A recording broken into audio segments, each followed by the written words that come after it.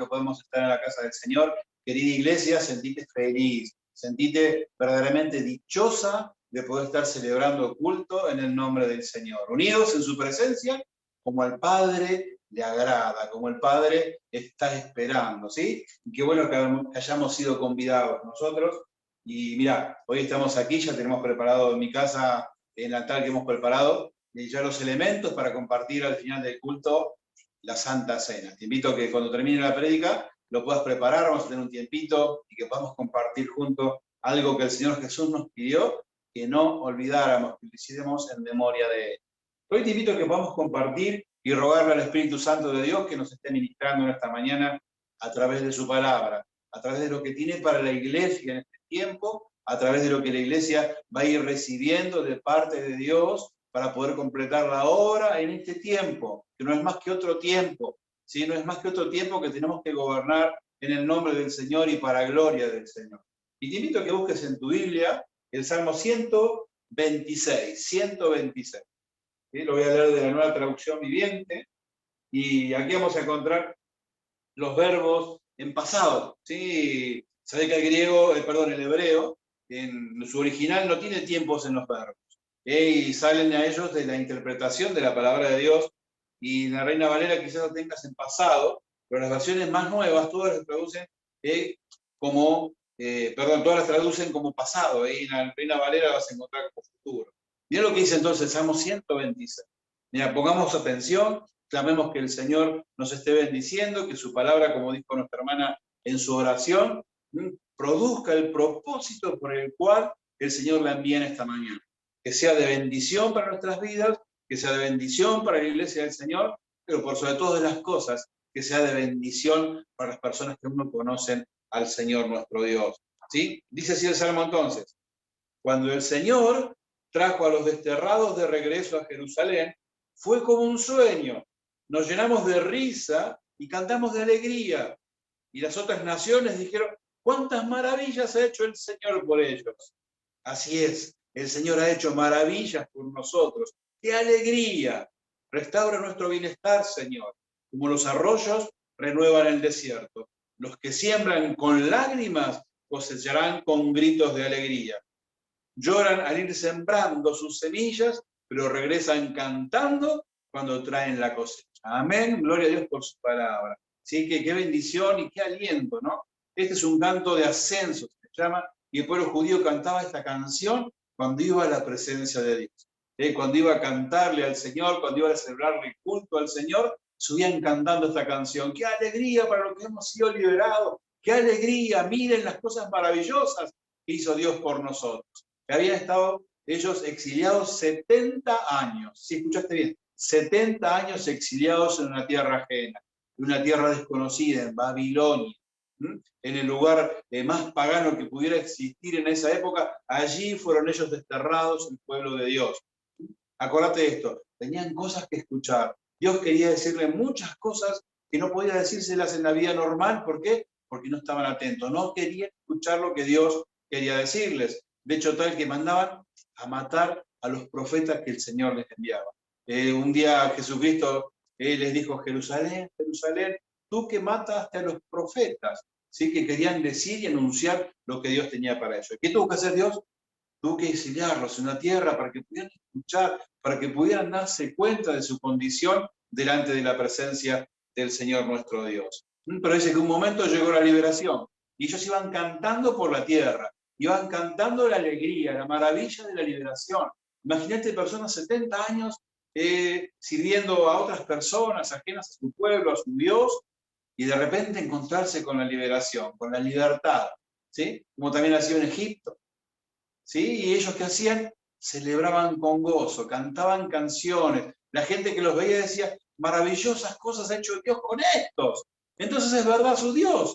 ¿Por qué felices que están? Y entonces ellos decían: sí, sí, el Señor ha hecho maravillas en nuestras vidas, ha hecho maravillas en nuestra nación, ha hecho cosas increíbles, y por eso cantamos con alegría.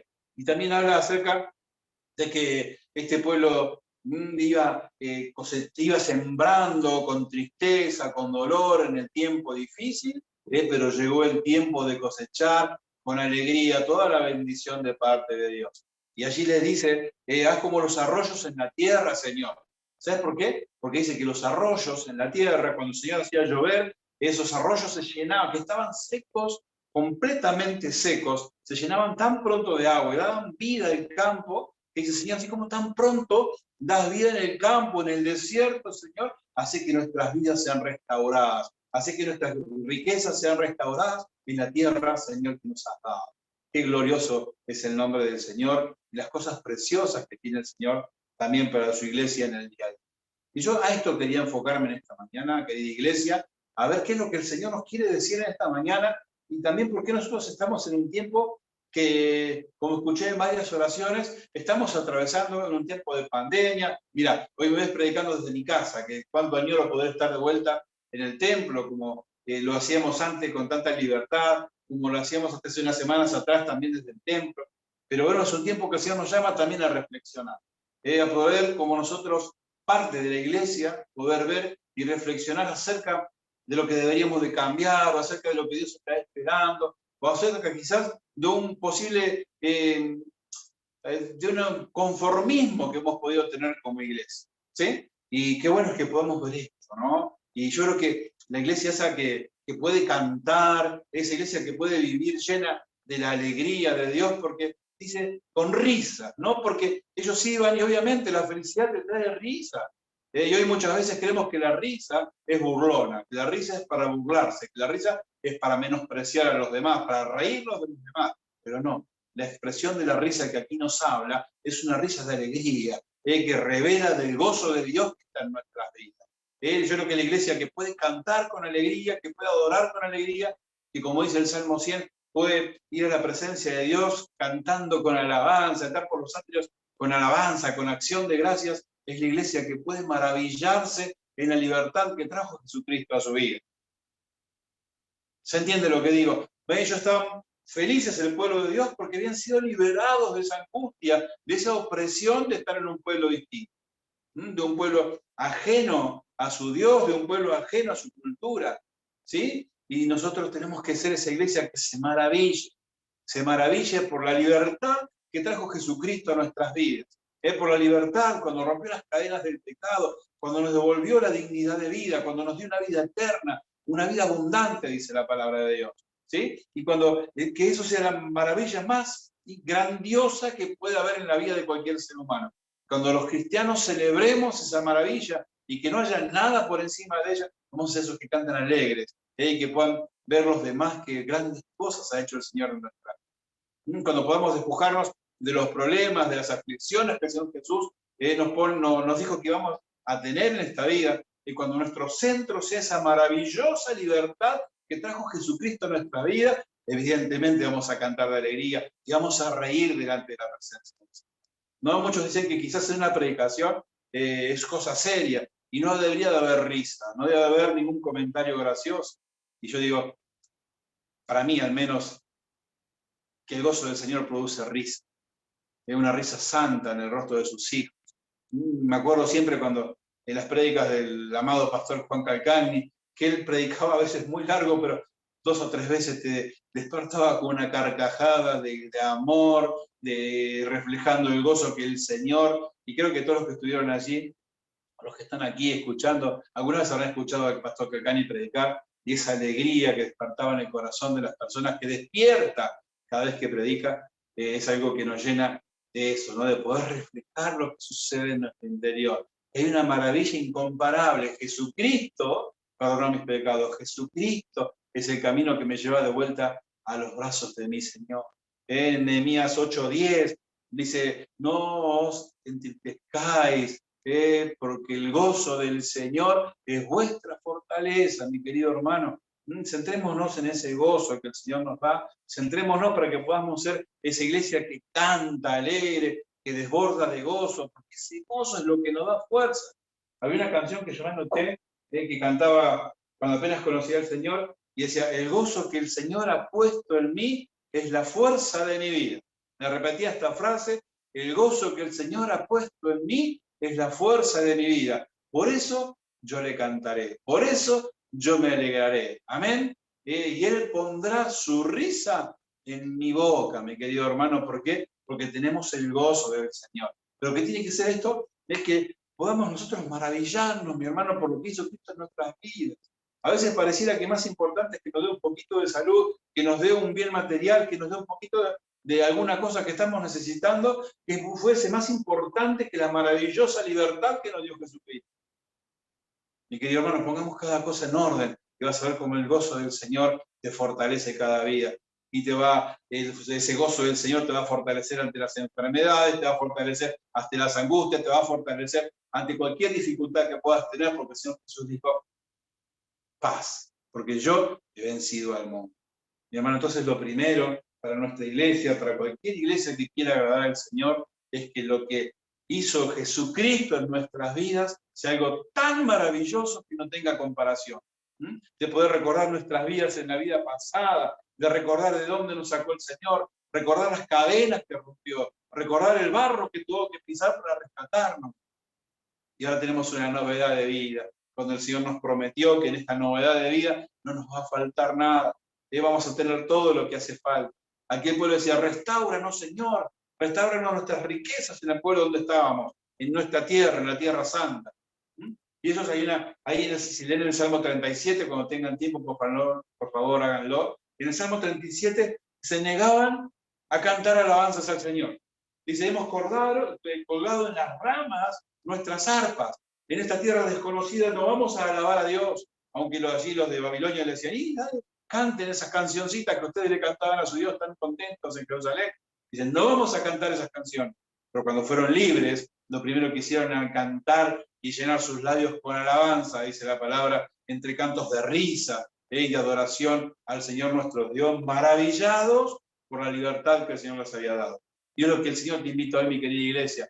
Vivamos maravillados por lo que ya el Señor hizo en nuestras vidas. Nos ha dado todo, nos ha dado todo. Y Él ha prometido que no nos ha de faltar nada. Y mira, mi hermano, lo importante es que tengamos de todo lo que realmente necesitamos.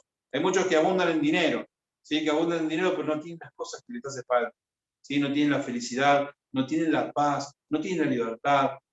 Pero mi querido hermano, vos tenés el Señor en tu corazón, en tu vida. Lo has hecho el dueño, lo has hecho el Señor. Y entonces Él no va a permitir que te falte nada de lo que realmente precisas. Podés confiar, podés cantar, podés regocijarte en el gozo del Señor, que esa es tu fortaleza. No lo olvides nunca. Podés cantar con alabanzas, podés cantar y llegar a la presencia del Señor entre cánticos de alegría, porque ese es tu Dios. No permitas que el enemigo te quite el gozo y te sienta en los problemas, en las dificultades, porque el Señor Jesús te prometió que Él ya venció todas esas cosas y te dio la victoria. ¿Sí? Lo segundo que yo quería que podamos estar bien es que sigamos ahí a Mateo 22, si me querés acompañar. Mateo 22, vamos a leer a partir del 36. Hay algo que la iglesia tiene como misión. ¿Sí? Y dice entonces Mateo 22, 36, Maestro, ¿cuál es el mandamiento más importante en la ley de Moisés? Jesús contestó, ama al Señor tu Dios con todo tu corazón, con toda tu alma y con toda tu mente. Este es el primer mandamiento y el más importante. Y hay un segundo mandamiento que es igualmente importante. Ama a tu prójimo como a ti mismo. Toda la ley y las exigencias de los profetas se basan en estos dos mandamientos. Amén. ¿Qué es lo que el Señor está esperando entonces? Que la amemos con todo nuestro corazón, con todo nuestro ser. Que no haya nada que se pueda interponer en el amor hacia nuestro Dios. Y el segundo mandamiento, que es tan importante, dice ama a tu prójimo. Es la única forma de poder demostrarle a nuestro Señor que realmente le estamos amando. ¿Sí? Y decía, ¿no? El Señor nos ha llevado a estar un tiempo recluidos en nuestros hogares. No tiene por qué escapar de la voluntad de Dios, ni tampoco que el Señor nos lleve como iglesia a estar encerrados meditando, buscando qué es lo que va a llenar y seguir llenando nuestras vidas de esos cantos de alabanza, de esas risas del Señor. Y dice que ellos cuando iban, parece un sueño todo esto, 70 años y ahora estamos libres. El Señor nos ha libertado y el Señor usó a este rey maligno para bendecirnos. El otro día leía también que el primer documento que se conoce en la historia de la humanidad fue el papel que el rey Jerjes le hizo a Nehemías, donde decía Nehemías es alguien que yo cuido, y era el primer DNI que no fue legal, por supuesto, pero fue el primer documento que daba la personalidad a alguien, y este fue Nehemías, ¿sí? Porque el rey le dio un documento para que él pudiera andar por las otras tierras y tengan que reconocer que era un enviado del rey Jerjes. Entonces, qué bueno que ellos pudieron decir, Señor, parece un sueño, cuando lean el Salmo 126, ¿no? Y Señor, parece un sueño. Vos no cerrás tus ojos y Señor, parece un sueño. Estaba angustiado, Señor, estaba preso del dolor, de la angustia, de la desesperación, Señor. Estaba metido en miles de cosas que dañaban mi vida. No tenía sentido mi vida, Señor. Vino Jesús a mi vida y ahora mi vida cambió. Parece un sueño. Parece un sueño, pero es una realidad tan hermosa, una realidad maravillosa que ha sucedido en la vida de todo aquel que cree en Jesucristo. Porque se han roto las cadenas, porque el Señor nos ha devuelto los sueños, las ganas de vivir, de proyectar, de agradar y de bendecir el nombre del Señor. ¿Sí? Entonces, qué bueno es que podamos nosotros decir, Señor, tenemos que amarte con todo el corazón. Y la forma de demostrártelo es amar a mi prójimo. Y pensaba en este tiempo, ¿no? Que el Señor nos ha dado para pensar y para estar reflexionando. Y hoy tenemos tantas estadísticas en este tiempo de encierro, tantos datos, como dicen en la televisión, y en nuestro país, tan solo en nuestro país, más de 60.000 personas han partido por causa del COVID-19. Y pensaba cuando preparaba esto y el Señor ponía en mi corazón, ¿cuántos de ellos habrán ido al cielo? ¿Cuántos de ellos habrán tenido la oportunidad de que un hijo de Dios le acercara la palabra y hoy puedan estar reposando en los brazos del Señor? Te quiero decir que lamentablemente, y debido a las estadísticas también, habrán sido muy pocos, mis hermanos, muy pocos lamentablemente. Y yo creo que eso es lo que el Señor nos quiere hacer ver. Yo creo que eso es lo que el Señor quiere que su pueblo entienda. Porque personas siempre partieron a la eternidad, siempre. Por este tiempo creo que podemos ver, y día a día nos dicen los números, y día a día podemos sentir el peso de cuántas personas no conocieron a Cristo y partieron en la presencia del Señor. ¿Cuántas personas? Y aquí nos dice que la forma que nosotros podemos mostrarle a Dios que le amamos con todo nuestro ser es amar al prójimo. Y amar al prójimo es bregar para que la palabra de Dios llegue a sus corazones, para que la palabra de Dios también les haga libres, para que suceda esta maravillosa libertad en sus vidas, ¿no? Y nos encontramos aquí con los últimos 2 versículos de este pasaje maravilloso, que nos habla acerca de que tienen una semilla ellos, así, sembran una semilla, y esa semilla es la palabra de Dios, hermano. Y la palabra de Dios llega a nuestras vidas de esta manera hoy, porque dice allí, irá a sembrar la semilla. No dice, va a estar sentado en su casa tomando mate, esperando que alguien le golpee la puerta y le diga, tengo un problema terrible, estoy pasando una situación dificilísima. No va a estar esperando cuando está abierto el templo, que vayamos, que a las personas que tan solo vengan al templo y se acerquen en busca de la libertad de sus vidas. Dice, irá, mi querido hermano, y el Señor nos está enviando a que levantes tu teléfono, a que golpees la puerta de un vecino con tu barbijo, que le puedas decir, Dios te ama, Dios está con vos, Dios quiere liberarte. Mirá mi vida que tengo cánticos al Señor, porque estoy maravillado por lo que hizo en mi vida, y el Señor también lo quiere hacer en la tuya. ¿Sí? Él dice, irá, no dice quédate en tu casa a ver si se te cruza alguien en el camino para que puedas explicar la palabra. Irá, ¿no? Y cuando uno dice irá, que bueno que sí, bueno, que está buenísimo que aprovechemos para prepararnos, para estudiar al Señor, para saber un montón más de cosas, para leer la Biblia 4 o 5 veces, como muchos me dicen, para escuchar 4 o 5 predicaciones por día, para escuchar 25 alabanzas, pero que bueno es que vayamos a llevar la semilla, que vayamos a sembrar esa semilla, que va a traer libertad a otros, que va a traer extendimiento del reino, que va a traer libertad, que va a traer cambios en la sociedad y en las familias, en la vida de cada persona. Ir, no esperarlas en el templo, no esperarlas en nuestra casa, ni esperar que nos llamen ellos, sino nosotros orar y que el Señor nos muestre a quién tenemos que acercarnos, pero créeme que va a haber miles que están esperando que vos te acerques cuando escuches la palabra, cuando escuches el llamado de Dios.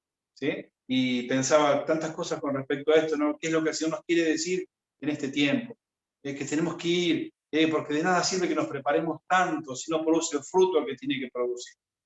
Que no tiene sentido cantar tantas alabanzas, y no tiene sentido cantar y leer tanto la palabra de Dios, si no produce el fruto que tiene que producir. Miren lo que dice el Señor Jesús en Juan 15, me lo señalé aquí para poder compartirlo. Juan 15, 8 y 9. Cuando producen mucho fruto, demuestra que son mis verdaderos discípulos. Eso le da mucha gloria a mi Padre. Yo los he amado a ustedes tanto como el Padre me ha amado a mí. Permanezcan en mi amor. De vuelta, cuando producen mucho fruto. No dice cuando producís fruto, cuando por ahí un fruto. Dice cuando producís mucho fruto. Y es lo que está esperando de vos, querida iglesia, el Señor. Es lo que está esperando de mí, querida iglesia, el Señor. Que le llevemos mucho fruto. Que vayamos a buscarlo. Que vayamos y que todo eso que aprendimos, todo eso que escuchamos, todo eso que nos deleitamos en la presencia del Señor, que lo pongamos por hecho, que podamos traerle fruto al Señor. Eso es lo que nos hace sus verdaderos discípulos. Es completar la tarea de leer, de orar, de ayunar, es decir, distraerle discípulos al Señor. ¿Sí? No dejar de ser egoísta y pensar tan solo en nosotros, en nuestro enriquecimiento, en nuestra salud, en nuestra libertad. Pensemos en los demás que necesitan, ¿sí? Que necesitan que les llevemos la palabra y que sembremos la semilla en ellos. Y hay otra cosa que me llama muchísimo la atención y que tocó mucho mi corazón, iglesia, es que dice, sembrando esta semilla, ir a sembrarla, llorando, llorando. Y pensaba, ¿hace cuánto, iglesia, que no lloramos por el que se pierde? ¿Hace cuánto que perdimos de vista, querida iglesia, de que quizás tu vecino, tu primo, tu amigo, puede terminar siendo un delincuente, puede terminar atrapado por las drogas, puede terminar en una situación desastrosa, puede terminar muerto por el COVID? ¿Y a dónde va a ir? ¿A dónde va a ir si nosotros nos sembramos la semilla entre llanto? Es momento que dejemos de criticar, que dejemos de estar midiéndole las costillas a los demás. Pues están en problemas porque yo lo conozco. No, es presentarse en llanto delante de la presencia del Señor, clamando por su vida, clamando por su alma. Es los que con lágrimas siembran. Dice la palabra que con gozo, con alegría segarán. Pero yo creo que llegó el tiempo de dejar dejar que el mundo nos llene los pensamientos y que estemos compartiendo lo que dicen por allí. La palabra nos dice, y nos da un límite para el amor que tenemos que tener por las personas. Nos pone un límite el Señor. ¿Cuál es el límite? Amá a tu enemigo. Ese es el límite que puso el Señor. No nos dice que vayamos juzgando, a ver si pero este cayó en droga, ¿qué eres? También con la vida que lleva. No, son presos, son víctimas de Satanás. Y está la iglesia del Señor para cubrirlos, está la iglesia del Señor para con llantos, entendiendo que si no reciben la palabra, que si no la hacen en su corazón, que si el Espíritu Santo no obra en sus vidas, se van al infierno, mi hermano. Entonces, ¿cuánto para pensar? Cuando hablan las estadísticas en la tele, cuando nos dan los datos de que se preocupan por tantas cosas que nada tienen que ver con la vida eterna, que nada tienen que ver con la libertad, y que cuantas más semillas vos siembres, y sembremos, iglesia, como pueblo de Dios, que verdaderamente seamos esa nación santa, ese real sacerdocio, llamados para anunciar las virtudes de aquel que nos llamó de las tinieblas a su luz admirable. Querida iglesia, creo que el Señor nos está llamando a un despertar, a un avivamiento, de que realmente podamos empezar a llorar por lo que tenemos al lado y clamar, Señor, te pido por su alma, Señor, se va a perder, Señor, Satanás lo va a encadenar, Señor, eterna, papá. Es tiempo de tener el peso por las almas que se pierden. Es el momento de tener el peso de saber que el que está al lado mío, que es mi vecino, que hoy puede ser el peor de los vecinos, un gruñón, un mal vecino, pero si oramos por él, si clamamos al Señor, si con llanto sembramos semilla en su corazón, puede llegar a ser el mejor de los cristianos. Mira el apóstol Pablo, sí. Que dejemos de darle lugar a nuestras vidas y en nuestras mentes, aquel que quiere llenarnos de envidia, de juicio, ni que le demos lugar a lo que el Señor nos pide. Amar hasta tu prójimo. No importa el daño que te hizo, no importa, porque el que viene para ser juez es Jesucristo en su segunda venida. Nosotros tenemos que amar y tenemos que sembrar entre llantos. Pero ¿sabes qué dice la promesa? Que si sembramos con llanto, entre lágrimas, con regocijo, vamos a cegar. Así que, mi querida iglesia, invito a que este sea un tiempo que podamos, cada uno de nosotros, alegrar el corazón del Señor. Que podamos sentirnos sus verdaderos discípulos. Que clamemos por aquellos que no estamos teniendo en cuenta ahora. Quizás están en nuestro entorno más íntimo. Y que vayamos con llanto. Señor, por favor, te clamo, Señor. Vos sabés, Señor, que si no abre su corazón, Señor, su destino está declarado. Se va a ir a la eternidad y no con vos. Así que, mi querida iglesia, empecemos a tomar el peso por las almas que se pierden, por las almas que van a los brazos de Dios. Te pido y me pido, querida iglesia, que podamos en este tiempo entender cuáles son las cosas que agradan al Señor. Y lo que le agrada al Señor es que le llevemos fruto. Y yo te invito a que podamos empezar a imitar y no permitamos que nos gobiernen los tiempos, sino que nosotros en el nombre del Señor podamos gobernar los tiempos. Y te invito a que te desafíes a vos mismo y que este Zoom se llene de cámaras de personas que se congreguen, porque no tan solo la obra es que conozcan al Señor, la obra completa es cuando son discipulados, cuando se les enseñan las cosas que el Señor nos dejó y cuando se congregan, cuando son bautizados, cuando son parte de la iglesia. Allí termina la obra. Pensaba, mi querida iglesia, ¿hace cuánto que no bautizamos en nuestra iglesia? Más de un año. Más de un año que no tenemos bautismo.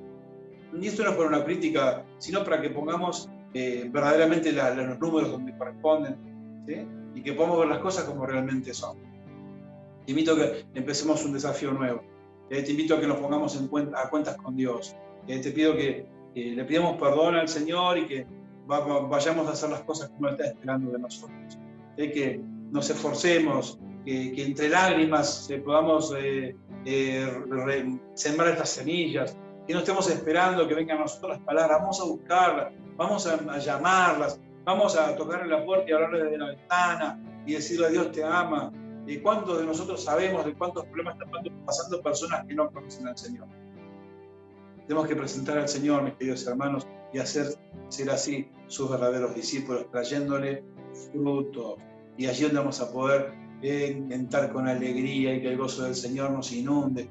Pero tenemos que darle fruto al Señor. Tenemos que hacer que estas ventanas se multipliquen para gloria de Dios y ver así el cambio en la sociedad. ¿Sí? El cambio en la sociedad. Yo pensaba otro día, en mi barrio, no sé cuántos motochorros hay, pero si yo hubiera hablado más, muchos de ellos no serían motochorros. Ellos estarían hablando del Señor, estarían predicando. Muchos más ya tendrían sus familias sanas, muchos más hubieran partido la presencia del Señor completo en su corazón. Hay cuántas cosas, iglesia. Pero para gloria de Dios, yo sé que con canto vamos a cegar, que con canto vamos con mucha alegría vamos a cegar y celebrar la libertad que Cristo va a traer a la vida de las personas. Pero querida iglesia, para eso el Señor nos puso, para que llevemos este evangelio, esta buena nueva al corazón de todas las personas. Te invito, mi querido hermano, ahora que oremos, pero que oremos mucho de este tema. ¿Qué es lo que el Señor quiere en este tiempo decirnos? ¿Qué es lo que está esperando con todas las cosas que suceden? Quiere que despertemos a una realidad, de que la sociedad va a cambiar cuando la iglesia cumpla con la misión, que la sociedad va a ser distinta cuando la iglesia haga que el Señor sea la fuente de todo bien. Y cuando el Señor resplandezca en la vida de sus hijos, cuando sus hijos puedan cantar con alegría. He recordado el momento que Cristo vino a sus vidas y le hizo verdaderamente libre. Mi querido hermano, cantemos con gozo al Señor. Cantemos a esta cosa maravillosa que es en nuestras vidas, la libertad que Jesucristo nos ha conseguido en la cruz del Calvario. Así que adelante, iglesia. Pensá en las personas que están a tu alrededor, empezá a golpear puertas, empezá a llamar, empezá a cumplir con ese plan precioso que Dios te confió. Él confió en vos y confió en mi iglesia para que esta sociedad pueda cambiar.